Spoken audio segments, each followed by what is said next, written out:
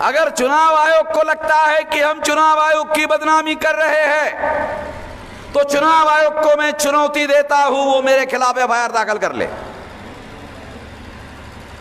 EVM machine चोर है और चुनाव आयोग चोरों का सरदार है, और हिम्मत है तो हमारे खिलाफ एफआईआर दाखिल कर ले।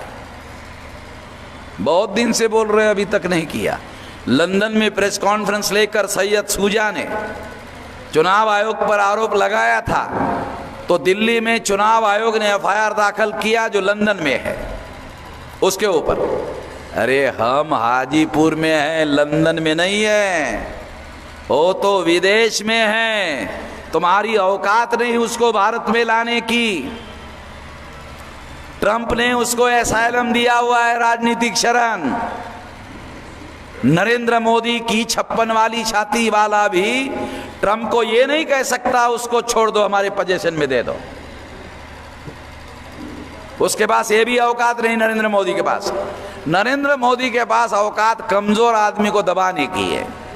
कश्मीर का 370 लाया, रद्द किया, और पाकिस्तान ने जो ऑक्युपाइड कश्मीर में जो भूमि कैप्चर किया है उसका 1 इंच अभी तक नहीं लाया।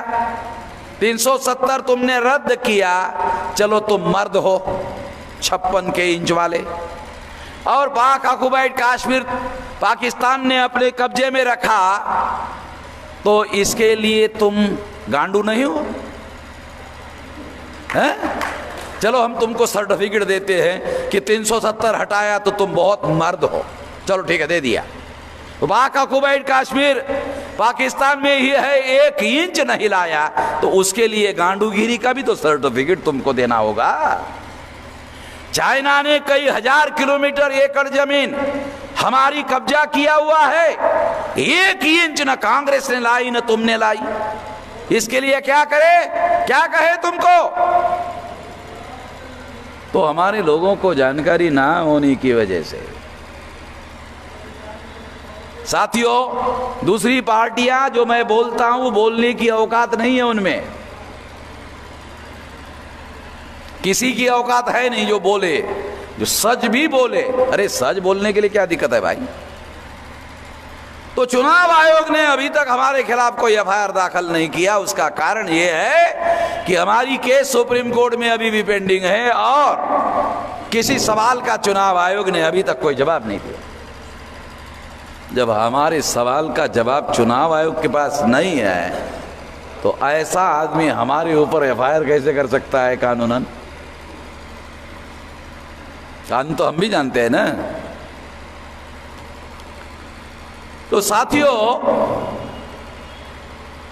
उसके बाद चुनाव आयोग ने हैरत अंगेज फैसला किया, और उन्होंने सारे देश के अधिकारियों को एक सीक्रेट मैसेज भेजा और कहा कि जो डाटा आपने हमारे पास भेजा, चुनाव कमिश्नर ने कहा, वो टैली नहीं हो रहा है, ये आपस में टैली नहीं हो रहा है।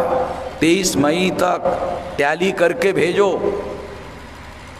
ये सीक्रेट मैसेज की कॉपी हमारे पास है, ये सिद्ध करता है, ये सुप्रीम कोर्ट में दिया जाएगा कि चुनाव आयोग घोटाले में शामिल है।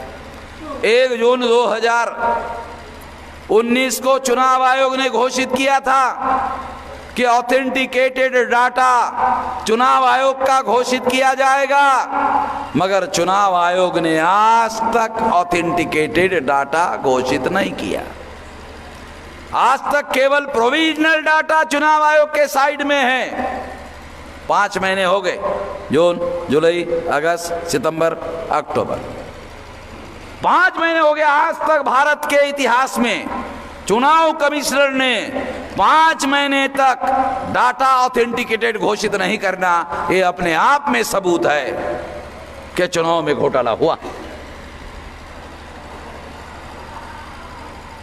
ज्यादा से ज्यादा 2 महीने में ऑथेंटिकेट डाटा घोषित होता है। ये प्रोविजनल डिक्लेरेशन है, केवल प्रोविजनल का मतलब है ये डाटा स्पष्ट नहीं है, अस्थायी है, बदल सकता है, सुप्रीम कोर्ट बदल सकता है, देश में जन आंदोलन करेंगे तो लोग आंदोलन के आधार पर बदला जा सकता है।